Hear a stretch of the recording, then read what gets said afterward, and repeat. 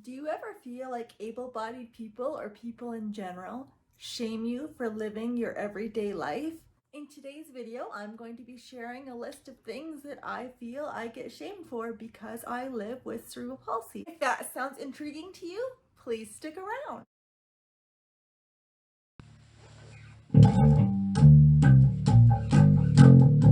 It's a new day and I'm going to be talking about a new topic. For those of you who don't know me, hi, my name is Blemmy. I'm a 35-year-old woman living with spastic diplegia cerebral palsy. If you're new here, thank you so much for joining us today. I really hope you'll like what you see and you'll consider subscribing and giving this video a big thumbs up. If you're returning, thank you so much. I really do appreciate your continued support.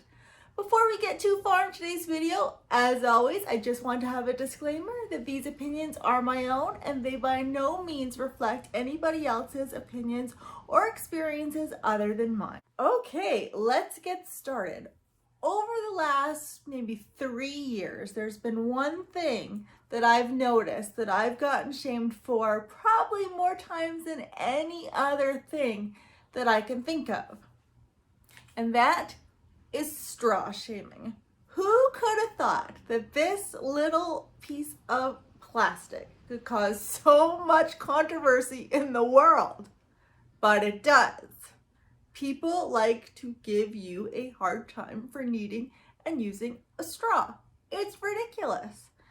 I can go into a restaurant and order a pop and it comes with no straw and I'll politely ask for a straw and I will get a lecture on how the restaurant is trying to save the turtles. And you know, I'm all for the environment and saving the turtles, but really, some people need straws. And I don't think restaurants or anybody else should be able to shame you for needing a straw. Would the restaurant rather me try to drink with the cup and dribble all down myself and look like a mess? Probably not. One little straw is not going to ruin the environment. Some people need straws. It should not be something that other people judge you for. Just my 2 cents. Anybody else share that same sentiment with the straws? It is time to relax on the straws. Oh, and while we're on that note, I hate paper straws. And let me tell you why. Yes, they may be better for the environment. However, I take a long time to drink my drink, and the paper straws disintegrate before I am able to finish my drink. Therefore, not being an effective tool for me to use. I like the reusable plastic straw. I do. And I feel like if it's reusable, it's not going to go into the landfill as quickly as the disposable ones. And therefore, I'm still helping the environment a little bit. The next thing that I get publicly shamed a lot for is using my handicap parking pass. Now you might think, now Blemmy, I've seen your walking video. If you haven't, I'll link it up here below. Check it out. No one's gonna question you needing a handicap parking space. That may be true. Once I get out of the car and they see me in my entirety, you're right. Nobody's going to question my need for that spot. However, I'm driving down the road. I pull into a spot. I don't get out of the car right away. I check my phone, do the things. People are walking by, looking at me, making snap judgments based on my appearance. Some people just shake their head and walk away, and other people have the audacity to come up to me, knock on my window, and tell me I shouldn't be parking there or if I'm allowed to park there. And sometimes I give a nice, polite answer, and other times I'm quite rude about it. And then I make a big show about getting out of my vehicle, hoisting my walker out, and going into the store or wherever it is I'm going so that people can see that they should not judge a person based on the first appearance. People need handicap parking stickers. And some people need them, and you won't even be able to tell they're disabled. They'll have an invisible disability. It is not up to the individual person to judge who can and cannot park in those spaces. If you have a handicap parking placard, you can park in those spaces, and nobody else should judge you for it. Simple as that. Another thing I get shamed for a lot that I feel has a little bit to do with my disability is I get skinny shamed. Does anybody else get skinny shamed, or is it just me? I will try to tell people that I'm trying to gain weight to be at a healthy weight, and so that if I get ill or something happens, I have some reserve, right? Well, people look at me like, oh, that's a problem to have. Oh, I wish I had that problem. Oh, you can't find pants that fit. What a problem to have. Yes, it is a problem to have. And you shouldn't skinny shame me any more than I wouldn't shame somebody for being overweight. Same thing. We all struggle with our weight, and me being skinny and trying to gain weight should not offend you or should make you feel like you need to tell me that my problems are less than yours. Try gaining weight when you have a condition such as I with my cerebral palsy. Now, with every movement I make, every step that I take is literally 3 steps or 3 movements for you. I have the same appetite and the same metabolism as someone my age, I'm guessing. I'm not a doctor, so I don't know for sure. But it takes a lot for me to gain weight when I'm constantly exerting myself for everyday tasks. And it's not something that you need to shame me for. It's just part of my life and part of my disorder. And yeah, I'm sorry that you might try to be losing weight and that's really hard for you, but I'm trying to gain weight and that's really hard for me. You shouldn't make me feel bad about it. Okay, I'm really getting riled up today. I guess I've been holding these things in for a little while. The next few items kind of go hand in hand. So I get shamed a lot for being lazy, in that I might only do 1 or 2 tasks a day. If you haven't seen my conserving energy video, I'll put it up here for you. And that maybe I don't do housework as often as people would like it to be done.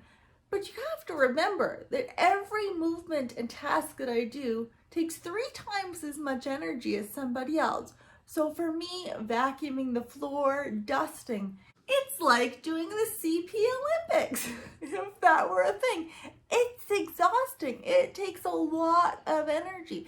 So yes, my actions may seem lazy to some. I may do a few chores, sweep the floor, do the dishes, come back in, watch TV, read a book, have a nap, try to cook some dinner. I'm not going all the time, but that doesn't mean I'm lazy. I have to conserve my energy so that I can be the most productive person that I can be living with cerebral palsy. It doesn't mean I wouldn't love to be doing more and getting more out of life and doing all the things all the time, but that's just not realistic. On that note, I sleep a lot, and sometimes people give me a hard time about that. But I feel, and I'm in the position now where I don't have to wake up to an alarm. I'm very fortunate, and I let my body tell me when it's tired and when it's ready to get up, and that's something I'm really fortunate to be able to do. And if I sleep longer one day than I do the next day, that's just my body telling me I need to rest, and it's not something that I should be ashamed of. I think everybody needs to be listening to their bodies a little bit more. And last but not least, I also get shamed for being compulsively early. Now let me lay some groundwork for you. I have been compulsively early my entire life, starting with the day I was born. I was born 3-ish months premature, so we can just say that I have been early for every major event in my entire life ever. And there's very good reason for me being early to events, being early to work, being early for doctor's appointments, being early to meet someone for the movies. I am early and I give myself plenty of time. And I know I give myself more than enough time. But the things that I have to think about is I have to get from my house to the car. I have to make sure my walker's in the car. Then I've got to get to wherever it is I'm going. And, you can never control traffic. That's out of my control. And then you get to where you're going. Well, am I going to find a close parking spot? Am I going to have to walk across the street to park? Because if I have to walk across the street to park, that brings in a whole nother realm of anxiety for me to actually cross the street to get where I need to go. Okay, so now I'm at the building of where I need to go, and is it accessible? Are there stairs? Is there an escalator? Is there an elevator? Do I know which room I'm going to or where it is I'm going to, or if I'm going to be able to carry the things that I need to carry?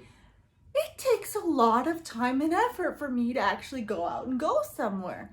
And I hate being late. I hate when I'm late because I walk in and everybody turns to stare at me. And then it makes me stiffen up and way more self-conscious. So I hate being late. So I take extra precautions to make sure that I am early. And people tend to make fun of me for it. Rob, my fiance, being one of them. His family is compulsively late. So when we got together, we really had to figure out a way to merge compulsively late with compulsively early. And now when we go out together, I can say we're pretty much always right on time, maybe a smidgen, a margin early, because yay, I need to be early. But my coworkers will always say, oh, it must, Kemi's always early or something like that. And yeah, they're all saying it in good fun and joking, but people don't realize that it kind of stings a little bit. They don't realize how much effort it actually takes for me to actually get up and go anywhere. And me being early just, helps so that I don't waste anybody else's time. If I were to come in late and have all the whirlwind around me like I just mentioned, right? So yes, I'm compulsively early, and yes, people give me a hard time about it. Okay, so that's my list of things that I get shamed for. What are some things that you get shamed for? Please list them in the comments below for me. I'd really like to know. If you like this video, please give it a giant thumbs up and consider subscribing. They are both free ways to help this channel out, and they help me out more than you can know. Until next time, bye-bye.